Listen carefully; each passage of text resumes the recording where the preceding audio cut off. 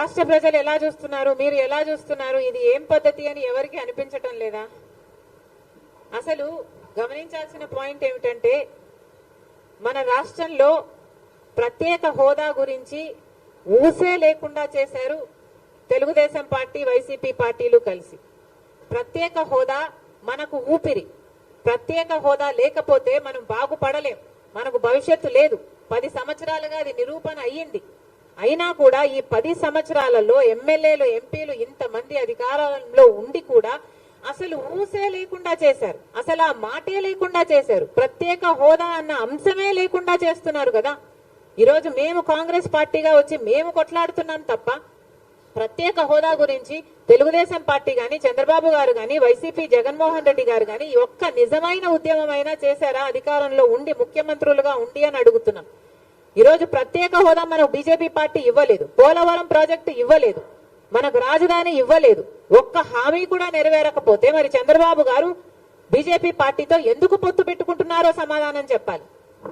ఏం చేసింది BJP party అని పొత్తు పెట్టుకుంటున్నారు? బీజేపీ పార్టీ ఇంత మోసం చేస్తే, ఇంత వెన్నుపోటు పొడిస్తే చంద్రబాబు గారు అంతగా తిట్టి, అంతగా దూషించి మళ్ళీ ఈ రోజు రాష్ట్రం కోసమని నేను పొత్తు పెట్టుకుంటున్నానని చెప్తున్నాడంటే ఇంకా ఏమనాలి మనిషిని? ఈ పెద్ద మనిషి ఊసరి వాళ్ళ కంటే ఎక్కువ రంగులు మారుస్తున్నారు కదా. ఫస్ట్ ఏమో ప్రత్యేక హోదా కోసం పొత్తు పెట్టుకుంటున్నానని చెప్పాడు, ఎన్నికలు గెలిచారు, వాళ్ళ కేబినెట్ లో అధికారం కూడా అనుభవించారు. ఆ తర్వాత లేదు అని తిట్టి మరీ బయటకు వచ్చారు. మళ్ళీ ఇప్పుడు మళ్ళీ మెచ్చుకొని మేము గౌరవిస్తున్నామని చెప్పి మళ్ళీ చేరుతున్నారు. దేనికంటే మీకు గౌరవం? పవన్ కళ్యాణ్ గారు కూడా అడుగుతున్నాను, మోడీ అంటే అపారమైన గౌరవం అన్నారు. దేనికి మీకు అపారమైన గౌరవం? మనకు పోలవరం ఇచ్చినందుకు మీకు అపారమైన గౌరవమా? మన రాజధాని ఇచ్చినందుకు మీకు అపారమైన గౌరవమా? స్పెషల్ చేసి ఇచ్చినందుకు మీకు అపారమైన గౌరవమా?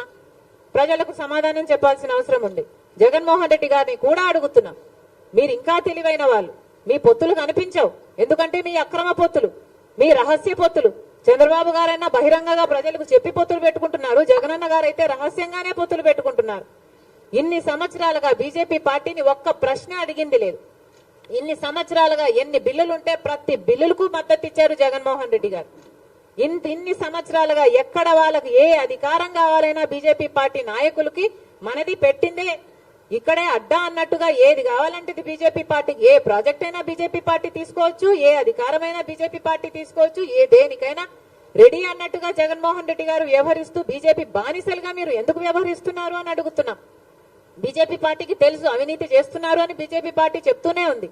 మద్యం మాఫియా అంటారు, మైనింగ్ మాఫియా అని చెప్తున్నారు, వాళ్ళ నాయకులే వచ్చి మాట్లాడుతున్నారు. మరి మీకు తెలిసినప్పుడు మీరు ఎందుకు ఏ యాక్షన్ అయినా తీసుకోవడం లేదు ప్రభుత్వం మీద? ఈరోజు మద్యం మాఫియా ఎంత భయంకరంగా జరుగుతుంది. ఈరోజు మన రాష్ట్రంలో మద్యము డిజిటల్ పేమెంట్సే లేవు. ఎవడు మద్యం కొనడానికి వెళ్ళినా క్యాషే, అంటే క్యాషే పెట్టి కొనాలట, డిజిటల్ పేమెంట్సే లేవు. మరి మీరు క్యాష్ పెట్టి కొంటుంటే అసలు ఎంత అమ్ముతున్నారు? స్టేట్ ట్యాక్స్ ఏంటి, సెంట్రల్ ట్యాక్స్ ఏమిటి? అసలు పద్ధతి పాడు ఏది ఉండాల్సిన పని లేదా? కేంద్రంలో అధికారంలో ఉంది, మీరు వాచ్ డాగ్స్ కాదా బీజేపీ పార్టీ? మీరు ఇక్కడ యాక్షన్ తీసుకోవాల్సిన అవసరం లేదా? మీ ఈడీలు, సిబిఐలు, మీ ఎంక్వైరీలు ఇక్కడ ఏం పనిచేయవా? మీకు తొత్తులుగా ఉన్న వారి దగ్గర పనిచేయవు, మీకు వ్యతిరేకంగా ఉన్న వాళ్ళ దగ్గర పనిచేస్తాయి, వాళ్ళని మళ్ళీ లొంగ తీసుకోవడం కోసమే. ఇది ఏం పద్ధతి అని అడుగుతున్నాం.